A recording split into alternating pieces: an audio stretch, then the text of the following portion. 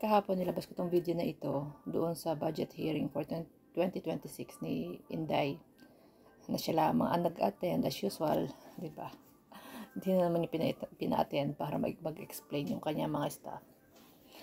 Okay, anyway, dahil nga nagsalita humarang po itong si anak ni Marcoleta na representative ng Sagip Party List. Kasi ang tinatanong, magkano ang total na na nagastos sa securities and staff personnel sa mga travels niya.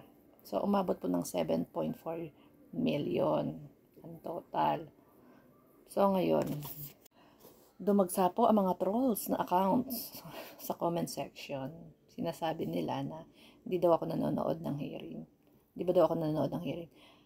Nanood po ako ng hearing. Ang tanong, kayo po ba naintindihan nyo? Naintindihan nyo ba yung content ng video ko? Ang pinag-uusapan po dito is yung pagsasalita ng anak ni Marcoleta na sinabi niya, bakit nyo binabanatan?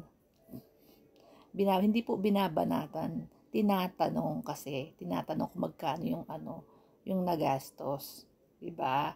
Pero ang salita niya, binabanatan. Hindi ko alam kung Sagip Party List siya or Sagip Duterte. So ngayon, sabi naman ng mga sa comment section ng mga trolls, iboboto namin yan. Ay, talagang dapat nyo pong iboto. Talagang dapat nyo pong iboto itong Sagip Party List na ang may hawak is sila Marcoleta, at dapat niyo pong iboto si BP Sara sa pagka-presidente sa 2028 kasi kailangan po nila ng mga bobong botante para manalo sila. So kailangan po talagang iboto ninyo dahil kailangan po nila ng mga gunggong na mga botante. Ngayon sasabihin niyo sa akin, ano ang pakialam ko? Ano daw ang pakialam ko dun sa 7.4 million? Alam naman daw magbiyahe siya mag-isa, mga gunggong. Ang daming biyahe, may inilatag ba siyang plataforma sa mga OFW? Hindi, wala. Ano ba ginawa niya? Nanira ng sariling bansa. Ngayon sabi naman ng yung mga fake account, mga trolls. Napupuna ko daw yung 7 million pero daw yung billion na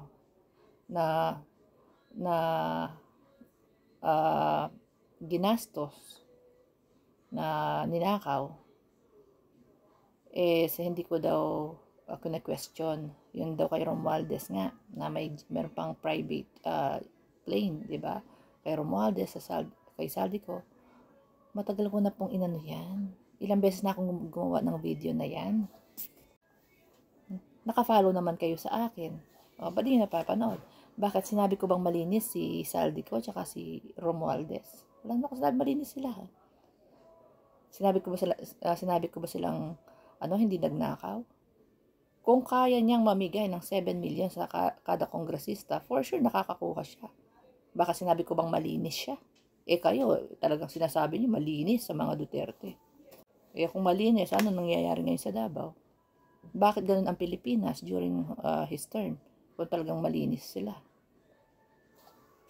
Wala akong sinasabing malinis. Ang problema kasi sa inyo, bakit daw laging ito topic ko? Ito po kasi yung may resibo. Kaya ito yung tinatopic ko. Ito yung may resibo. 'Di ba? Yaw-yaw kayo ng yaw-yaw doon kay Romualdez. Wala kayong mapakita resibo. 3 taon na nakaupo yung tao. Ang dami-dami yung abogado na meron kayong Harry Roque, Trixie, sino pa ba yung mga nito? Sila Panelo, ang daming yung lawyer. Ang daming perang pinamumudmod. Pero bakit hindi kayo makakalap ng ebidensya na nagpapatunay na nangurakot? Sabi niya may private plane. Meron talaga siyang private plane. Pero bakit hanggang ngayon wala kayong mailabas na resibo? O yung mga appointed niya na 12 na sa Supreme Court, 'di ba?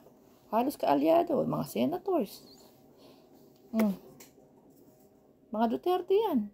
Pero bakit wala kayong makakalap na resibo para masampahan nyo ng kaso? Para maumpisahan yung investigasyon? Wala di ba? Kay Saldi ko, oo, meron na. Meron na mga resibo na naglalabasan. Paano naman itong kay Romualdez? Kaya hindi kayo makausad-usad sa social media kasi wala kayong resibo. Paano ko naman po i-content? Wala naman nga kayong resibo. Itong mga kino-content ko, may mga resibo. COA report.